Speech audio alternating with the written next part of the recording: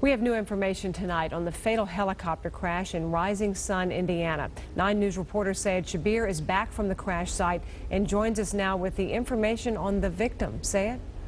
Well, Julie, police say that 60-year-old Joseph Ohnheiser of Sadieville, Kentucky was killed instantly after crashing his helicopter at about 10:30 this morning. Now, I spoke to a resident in the area who says she heard the entire thing happen.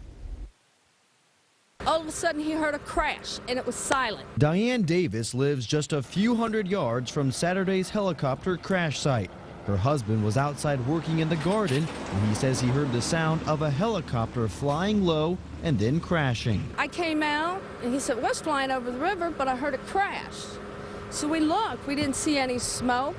I didn't see anything in the river, any bubbles or anything. That was at 10:30 a.m., about an hour after police say the Cincinnati airport lost radar contact with 60-year-old Joseph Ohnheiser of Sadieville, Kentucky.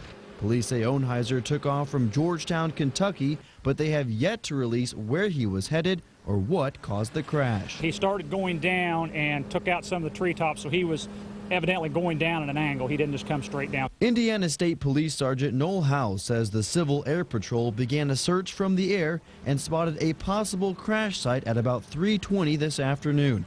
A search party of officers from 8 different agencies hopped on 4-wheelers and began searching for what was left of the chopper. And at about 4:40, police located Ohnheiser, who was pronounced dead on the scene. Meanwhile, Davis is still in shock that what she heard this morning was actually the sound of a man dying. There was no big explosion, just a crash and silence, and that was it. Now, the Ohio County Coroner's Office is scheduled to perform an autopsy tomorrow morning, and the National Transportation Safety Board will continue to investigate the crash to try and figure out what happened. Julie? Sayed Shabir reporting live tonight.